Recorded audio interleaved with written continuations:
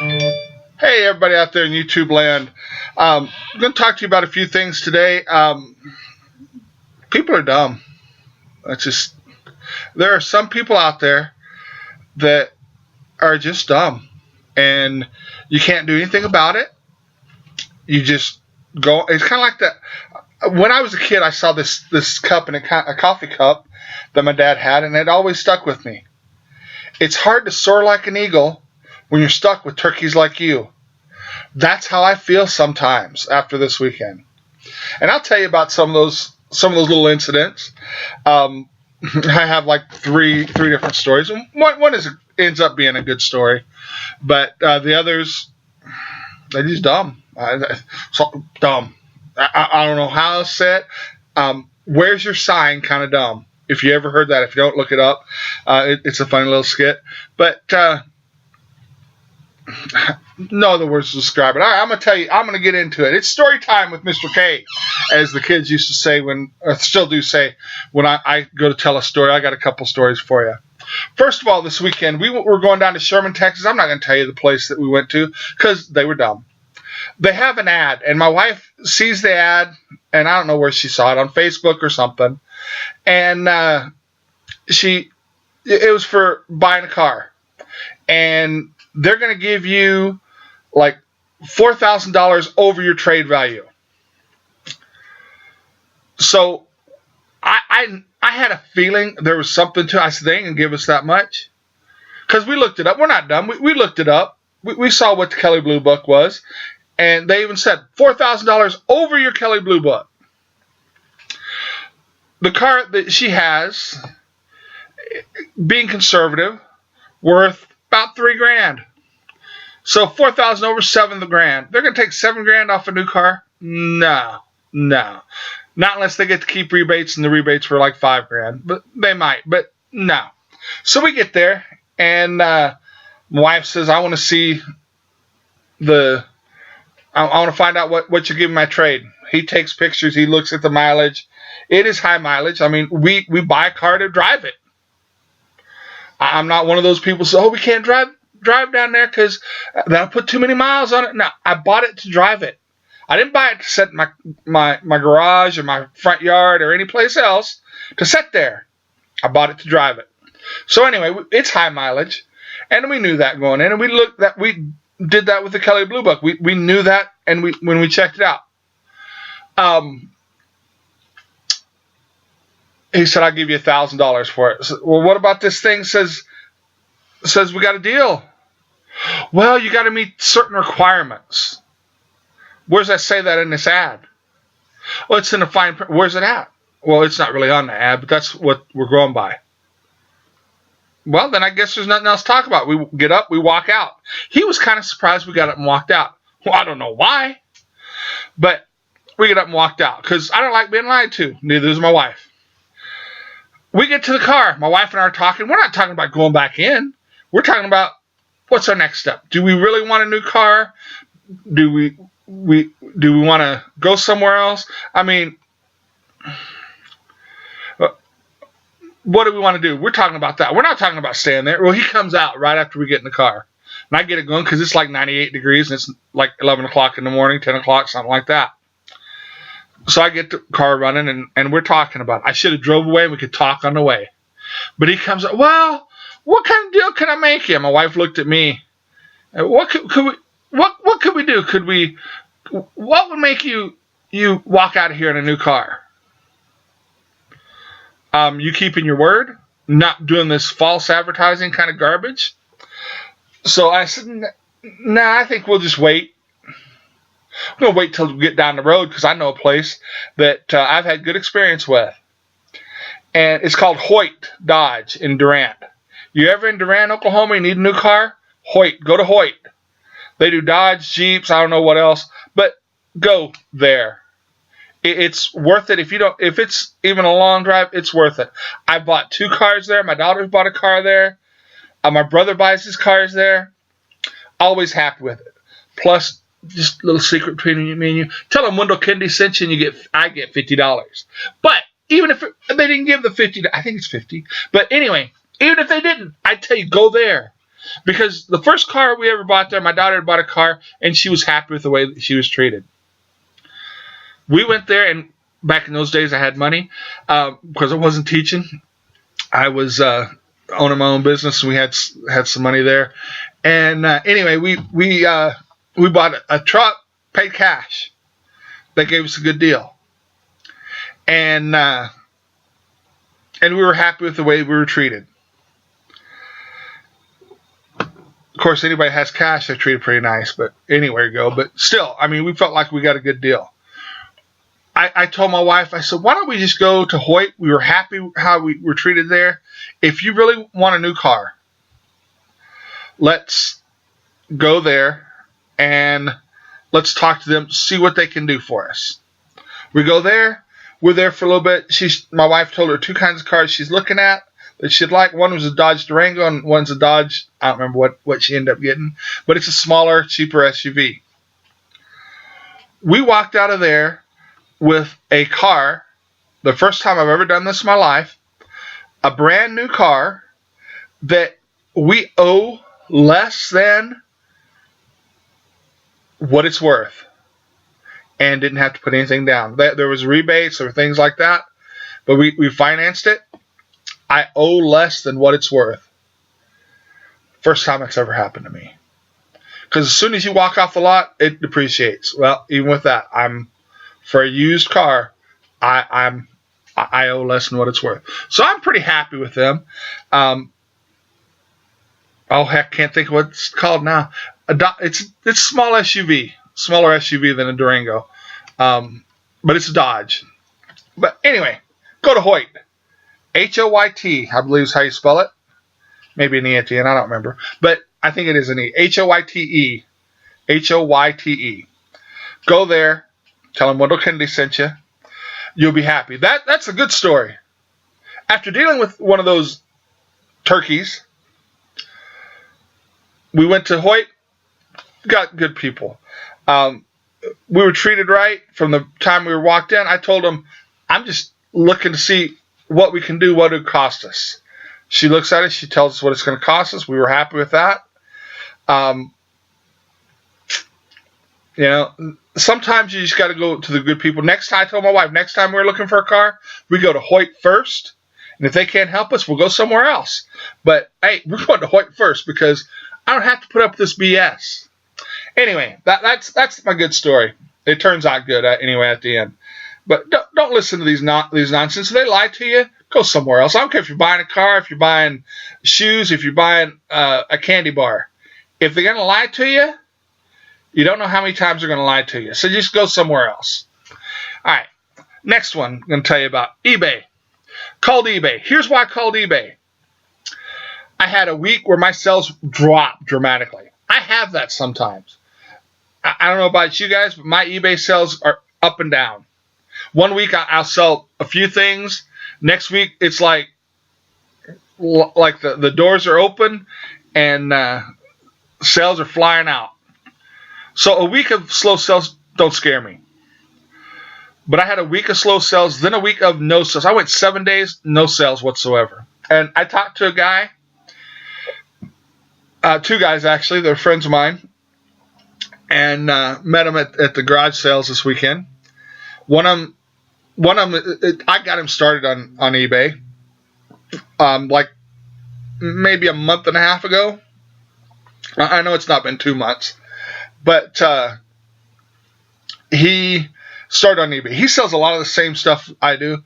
When we're at garage sales, if there's 2 of something, a lot of times we'll split it. If we're at the same one, he's, I wanted that. Well, here, take one. If there's 2 of them, you take one. And then we even up. He'll pay me whatever half of it was, so whatever one of them would have been. But so we're selling a lot of the same things. We're hunting the same garage sales for the most part. We're doing all that kind of stuff. We're selling basically the same kind of stuff. His sales are through the roof. He's brand new. I looked it up. Last May was 20 years with eBay as a seller. I've sold since day one. Now, sometimes it's been a lot of sales. Sometimes it's been not very many sales, just a few items on there. It just depends on what I was doing at the time. But I've been selling for 20 years. It upset me that he, as a new seller, has more sales than what I do as a 20-year veteran. Something wrong with this picture. We even did some things where we put the exact same thing on at the exact same time. He sells it in a few days. Mine's still sitting there. And we even did one item that he sold in less than a week. I think it was 5-6 days. I had it on there for less money. So we're from the same city, so the shipping's the same. We both charge shipping on top. And his sold in 6 days. Mine's still sitting there. What's wrong with that? Something's wrong with it. So I talked to the other guy, and he told me Saturday, he said, hey, I'm looking up your items, and I'm seeing his. I'm not seeing yours. So he said, call him. And he said, this happened to me once. And for whatever reason, there was a lock on my listings or something, and they just weren't showing up. I said, all right, I'll call eBay. So I call eBay, and I tell them what's going on. Had to explain it twice, which is no big deal. And no, it wasn't India or wherever else they get these people. This was he spoke English. He was he was from the north. You could tell he wasn't a southerner, but still nothing against people from the north. They just don't talk the same way. But anyway, I told him what was going on, and I told him my sales are slow, and I wanted to see if there's something going on with my account. So he checks my account. No, there's no holds on it. This, that, and the other. He tells me, well, the best thing I can tell you to improve is to get more sales. What? That's why I called you. What's going on that I'm not getting the sales? And you tell me I can improve my sales by getting more sales. Why didn't I think of that? Give me your supervisor. So I'm on hold for a little bit, and I talk to his supervisor. I explain what happened. Well, I can see why you're upset, but it is true. If you have more sales, it'll move you up in the rankings. Yeah. But I want to know what happened that I dropped in the rankings. That now my items aren't even on the first couple of pages. Some of them not even showing up. I want to know. And basically what it is I didn't have sales for a couple months. I didn't put list on eBay. My sales were very sparse for a couple months, about 3 months. And so my numbers went down, but they picked up. Once I started listing things, they picked up. So I don't know how that affects it, because for a month I was doing okay. But then all of a sudden, about a month later, it just stopped, just shut down. So we talked for a little bit. He couldn't give me any answers, any real answers. He told me that if I came up with a solution, I said, I got a solution. I'll list other places. I said, why am I spending my time on eBay stuff when Amazon sells better anyway? I was looking at having both of them doing well. But if this is the way it's going to be, I just bought a whole bunch of stuff this weekend. I'll list that, but if I don't have sales, I'm not listing on eBay. Why should I spend my time and my money on eBay if I'm not getting sales? When I can spend that same money on Amazon and I get sales. Every time I send things in, I get a uptick in sales. So eBay not happening. So, I'll list other places. There's Macari out there. There's a ton of different places to sell. Well, I hope you'll rethink that. I said, then I hope I get some sales. Because if eBay ain't paying, I can't keep going. I can't keep buying. I said I spent, I don't remember, a little over $100 this weekend on stuff on eBay, for eBay. If eBay's not going to help me out and not going to get some sales on it, why should I spend another $100 the next weekend? And another $100, and I'm just wasting money. when I can take that money and spend it on stuff I can sell on Amazon, and I'll start seeing that return. I said, I need to see a return. But it really got me that the way I can improve sales is to improve sales. That's like telling me, well, if a doctor told you the way you can improve your blood pressure is improve your blood pressure, I'm finding a new doctor. If the mechanic says, well, the way you can improve your car's gas mileage is to drive. What? See, it blew my mind. So, eBay. Just frustrating. It's hard to soar like an eagle when I'm stuck with turkeys like you. Then, this weekend there was a lot of yard sales. Last weekend, I don't remember exactly, but I mean, less than 10, like 5-6 yard sales, something like that were listed on the newspaper. I always check the newspaper and the Facebook, and I think I had 5 or 6 yard sales last weekend. This weekend, found over 20. I always find 1 or 2 that aren't advertised that I haven't seen or whatever that are along the way. But this week, I think there were 20. That's a lot of yard sales for around here. And I found I can't do 20 in a day, especially when I go out of town. First thing that frustrated me about it was there was one had a lot of video games, which I buy a lot of video games because they sell. Certain video games especially will sell. And they said they had several consoles, they had several games, but it was way out to the east. And so that was going to take me out there. But there were like 3 or 4 yard sales. I can't remember now, but 3 or 4 yard sales, 3 of them out that way. So I said, okay, that's the furthest one. I'm going to go to it. I go, they got this big old sign, yard sale. Look for the pink fence. I go out there. Pink fence is closed with a lock on it. I check the time. I check the ad. Opens at 8. I went to a couple in town that I wanted to go to. Then I hit that one. It was 8:30ish, something like that. They're not open. There's no sign of people. So I went back, checked the sign. Yeah, it says it opens at 8. Nobody there. So I got another just down the road. So I go to that one. Come back. There's nothing. I said, all right, whatever. I go to the third one. Third one, I get there's only 2 people there. The person that's running it and a shopper. And I know this lady that shops. She sells on eBay and things like that. I'm pretty sure. I was pretty sure beforehand, but then I knew because the things she's buying and you can just tell that she's buying things that she's going to resell.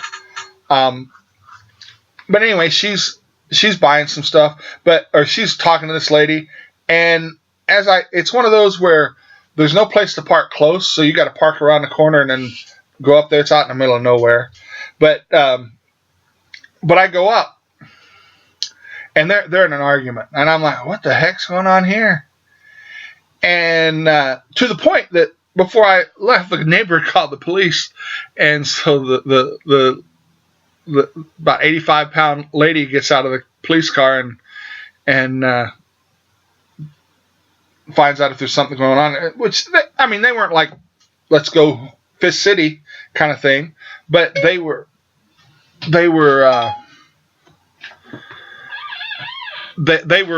heated in their discussion. We'll say the lady that was buying had said something about being a reseller. This upset this. Well, I'm not sure where it started, but the lady who was selling was upset because she's not selling anything. And her neighbor told her how she made over $1,000 in a one-day sale. I know who the lady was. I went to a yard sale. Wasn't that long ago. She was selling things at prices to sell. This lady's looked everything up on eBay and not even looked it up right. that's not what it's sold for. This is what somebody's asking for. Well, I can ask $1 million for a penny. Doesn't mean I'm going to get it. But that's what she's looking at, is these people are asking for this, and she's looking at the highest price she can find. They're never going to get it for some of this stuff. But anyway, she's got eBay prices on everything. And the lady that was there to buy that's why the lady next door, she said, I bought like $400 worth of stuff from her because she had her prices right. And I could make some money at it. Well, if I wanted to give things away, I'd just give them away. Why should I do this when I can get this much on eBay? Well, then put them on eBay, is what the lady said. And then the lady that's running the garage sale asked me, said, what do you think, sir? Should I put these on eBay? I said, it's your garage sale. You do what you want to. But it's my money. I'm going to do what I want to. If you put them on for eBay prices, I'm not buying anything because I resell too. So you want me to buy? Put it at a price where I can make a couple bucks on eBay. You want me to sit here and look at stuff? Then you keep the prices where they're at. You need to look at your audience and in my opinion, and sell it for what you can get for it. Something is worth what you can get for it. And that kind of upset her. And then this is what really got me. I'm looking at this box, and it doesn't have the right thing in the box, number one. How much for this? She said, well, I was going to go $1 for it, but since you're reselling, I know you're going to make more out of it, so I might go $5. I put it down. So, whoa, wait a minute. Why are you putting it down so quick? I said, because what does it matter to you what I'm going to do with it? If I take it home, that $1 is still $1. If I give it to my kid, that $1 is still $1. If I sell it on eBay, that $1 is still $1. I gave you what you wanted for it. Why are you going to charge me more because I'm going to resell it? Well, you're going to make money out of it, so? I said, I've done flea markets, I've done these things, and people would say, well, don't you get upset when they buy things to resell it? Nope. Because it gave me what I was asking for it. I made money. They want to make money. But I'm going to do it. But you're going to charge me more? I said, nah, I'm done. Well, you know what? I haven't had very many sales today. I'll do $1 for it. All right, I'll do it. So I did the $1. Now, if she would have came out with $5, I probably would have bought it anyway, because it's something that I know I can make 50 on. So I would have, even 10, I probably would have done it still. But when you come out and say, well, I was going to do $1, but since you're a reseller, $5. No. Why would you charge me something different than somebody else just because I have different intentions of what I'm going to do with it? Who cares? Make your money. And I don't know if her prices came down later on in the day, but I'm kind of pretty sure if I know it's her yard sale, I'm not going to bother going. Because it's number one, it's further out of the way than what most of them are, and so that takes up more time. And number two, it's not worth it to go out there to have her pricing things outrageously. Excuse me. That's the only thing I bought was that one item from her. So that is what it is. But that was one of those turkey moves, I thought, and I ain't playing that. Let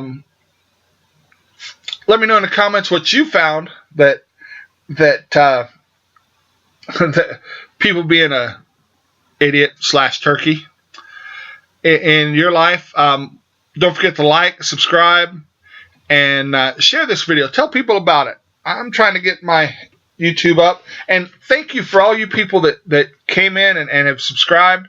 I think I tripled my subscription by putting this on Facebook, and a lot of the people that are doing it are people that former students, family, friends. I appreciate it. And for now, I'm out of here. Good luck in your reselling. Good luck in whatever you're doing today. Have a good one. I'm out of here.